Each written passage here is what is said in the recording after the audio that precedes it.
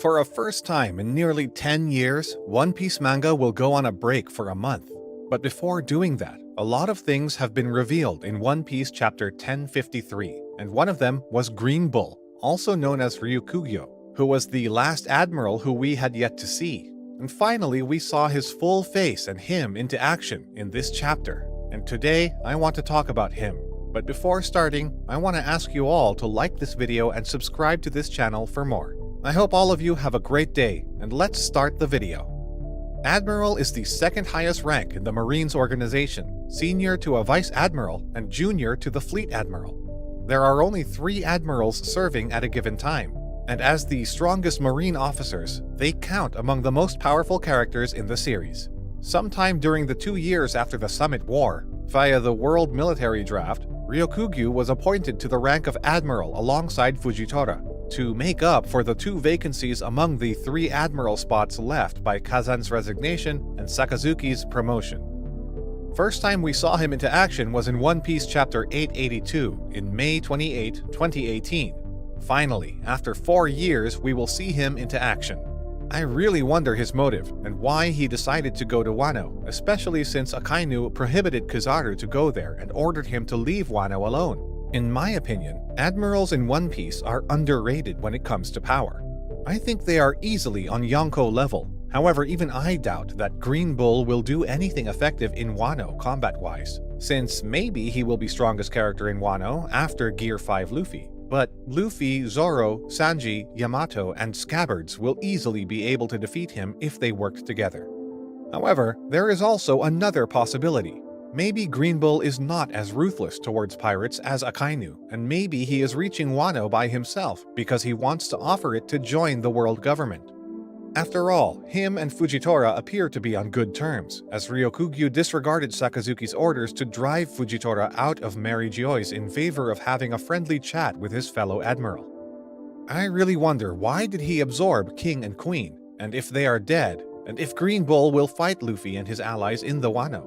Akainu's warning to Green Bull in the previous chapter on not to do anything unnecessary makes me think that he sent him to Wano for one specific goal, and that goal could be the invitation of Wano to world government. If it was not a case, why would Akainu send him all alone? He would at least make Kizaru go with him too. He knows how strong Wano soldiers are, and if we wanted surprise attack, he would do it right after Kaido's battle, when Wano fighters were very weakened due to them spending all their energy to fight against Yonkos.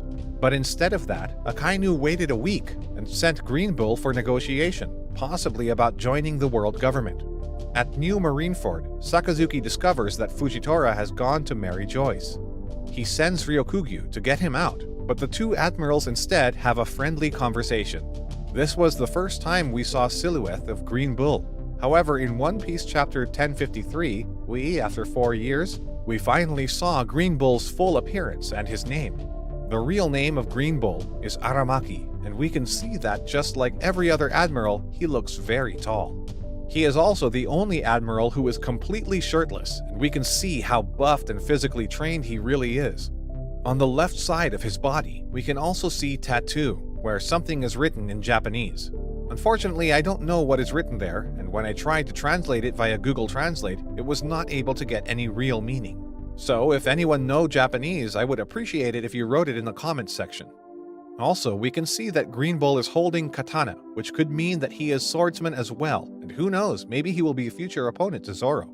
And I think it's very good, since Zoro seems to be the only one who did not really have any opponent among admirals from Monster Trio. For example, we could see Luffy fighting Akainu and Sanji fighting Kizaru, but Zoro seems to be the only one without rival, and I am happy to see that Green Bull will fill that role for him. Also, we know that red is main color of Luffy and Akainu, yellow is main color of Sanji and Kizaru, and green seems to be main color of Zoro and Green Bull. I think it is very nice connection between them. In this chapter, we learn quite a lot about Green Bull's personality. It seems he is itching to get Akainu's approval, and he plans on taking Luffy's head to Marine headquarters so that he will get a praise from Akainu. When you look at Aramaki, his design looks like a lot to young Akainu's. The flowers on his pants reminded me of Akainu's tattoo on his chest, and his katana reminded me of young Akainu's katana on his back. I don't think it's far-fetched to think that Arameki's inspiration for his design came after looking at young Akainu, and he wants to follow his footsteps. Personally, I really enjoyed Green Bull's personality so far. Every admiral has very distinguishable personality. They don't really share a lot of similarities with each other when it comes to powers as well as personalities. A lot of people wanted him to be neutral or soft-hearted, similar to Fujitora. But I did not really want him to be warm-hearted, since we already have a character with that kind of personality. Being fanboy of Akainu is very unexpected for me, and I really enjoy it. Despite Akainu being one of the strongest soldiers of Navy history, we don't really see any character who looks up to him, or is his idol, which is somewhat understandable because of his hot temper and generally dislikable personality, but he is still a leader of Marine headquarters and one of the strongest person in the world. And it is completely reasonable if he had large amount of people who admired him, and I am very happy that Green Bull is like that, since it gives him unique personality that I enjoy the most from admirals. Beside personality, another thing that has been revealed about Green Bull in this chapter is power of his devil fruit. We don't know the name of his fruit yet, but we can see that he is able to control plants with it. With the power of his devil fruit, Green Bull managed to bring up several thick roots from the ground and use them to crush his opponents. He was able to destroy Queen and King very easily and started absorbing them. I don't know if he killed them or not, but without doubt, 2 commanders of Kaido were no match for him. After that, Green Bull sees Luffy's bounty and knows he took down Kaido, and is still confident that he can take him in solo. This alone should tell you that it isn't just the Yonko at the top of the world. The admirals are right there with them. You can argue that the news was Luffy Kid, and Law defeated Big Mom and Kaido, and Green Bull did not know that Luffy beat Kaido in one-on-one. If he knew about that, then Green Bull should have gone after Kaido by himself. But what people forget is that CPO was there, observed everything. He knows just how powerful Luffy was. He knew he was going toe-to-toe in Gear 5th and Gear 4th. That circulated to the highest levels in the world government and the military. Luffy is a priority of the world government, while Kaido is not. When it comes to powers, people always underestimate admirals, and after this arc, I am sure that we will finally see them going all out, and Hyde people will realize that admirals are as strong as Yonkos, and the reason why admirals do not go by themselves and try to defeat and capture emperors are that the world government likes to have the Yonkos around to keep the balance of the new world. However, despite me thinking admirals being as strong as emperors does not change the fact that I think Luffy will still be able to beat him. His Gear 5 abilities are just too overpowered, and even if Green Bull somehow managed to push Luffy to his limits, there are also top-tier fighters like Law, Kid, Sanji, Zoro, and Yamato. I doubt anyone can beat them if they worked together, and the threat of Admiral is gone in my opinion. However, I am still interested in just how strong Green Bull is, and how will he compete with Luffy.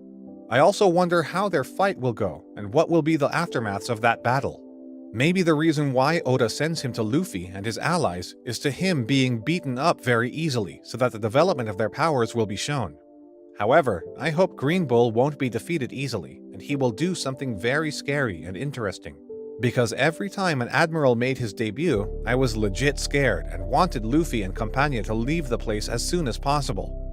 Maybe they're much stronger than their past encounters with admirals, but one of the things that I enjoy with admirals is sheer amount of fear and chaos that they bring along with themselves when they make their first debut, and I hope Green Bull won't be an exception either. Anyway, I guess this is all for today. What do you think? How strong is Green Bull? Let me know in the comments. Like this video and subscribe to this channel for more. AstroJack out. Bye!